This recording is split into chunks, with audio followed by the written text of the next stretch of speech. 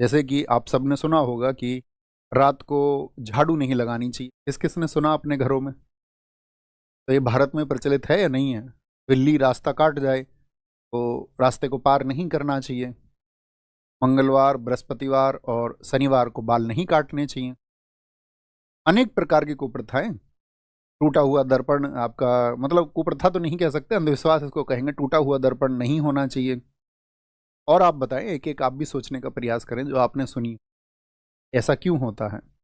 अब उसको बता दिया गया कि लोग इसको अपनाएं। मैं आपको क्रमवार तरीके से बताता हूँ। घर में यदि झाड़ू लगा दोगे तो रात को, तो जो लक्ष्मी है वो बाहर चली जाएगी।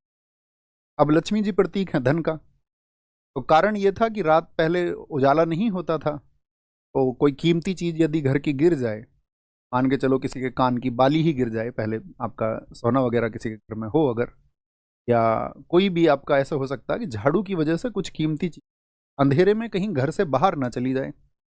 तो घर से बाहर जब कीमती चीज चली जाएगी तो यानी कि धन चला जाएगा, तो उसको बोला गया कि लक्ष्मी बाहर चली जाएंगी, उसका गमन बाहर की तरफ हो जाएगा। लेकिन अभी क्या है, अभी तो उजाला है सब जगह, अभी तो आप रात में भी देख सकते हैं। अब उसको कमान तरह के जो कुतर्क लोगों ने दिए कि बोले नहीं, इससे लक्ष्मी जी रुष्ट हो जाती हैं, नाराज हो जाती हैं। तो नाराज होने का अर्थ नहीं है ना कि आप रात में झाड़ू लगा लोगे। अक्सर नियम तो ये होना चाहिए, जब कभी भी गंदगी हो उसकी सफाई होनी, जहाँ कहीं भी गंदगी हो, है ना। जब हम स्वच्छता की बात करते हैं तो इसका यही मायना है। रात को उल्लू दिखा तो अब शगुन है। अब उल्लू को दिखता ही रात में है तो वो रात में ही गमन करेगा। एक तरफ आप उसको लक्ष्मी जी का वाहन बताते हैं और एक तरफ आप उस पर क्वेश्चन मार्क लगाते हैं। बड़े कमाल की बात है। और बताइए और क्या था। दर्पण टूटा हुआ नहीं रखना चाहिए, तो सीधे सा सिद्धांत ये रहा होगा पीछे कि दर्पण को सहेज के रखें, क्योंकि वो आसानी से टूट जाता है। बिल्ली काट जाएगा, ऐसा होता है कि किसी व्यक्ति के साथ कोई दुर्घटना हो गई होगी, जब बिल्ली ने उसका रास्ता काटा होगा तो उसने आके बताया होगा कि मेरे साथ ये दुर्घटना हुई कि बिल्ली ने मेरा रास्ता काटा। मैं अपना निजी आपको अनुभव बताता हूँ कि कम से कम 20 बार काली बिल्ली ने मेरा रास्ता काटा है, और रंग से उसका कोई मतलब नहीं।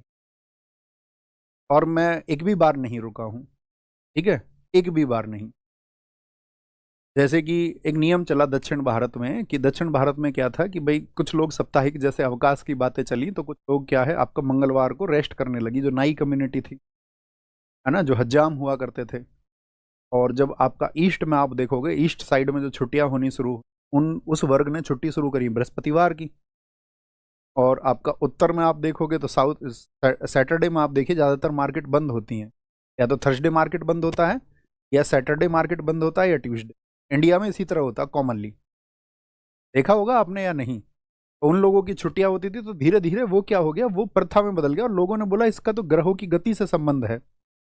आप यदि बाल काट लोगे, नाखून काट लोगे, तो उसके पीछे क्या था कारण? एक दूसरा कारण ये था कि पहले उजाला नहीं होता था, अंधेरा था, और टेटनस का इंजेक्शन भी विकसित नहीं हुआ था।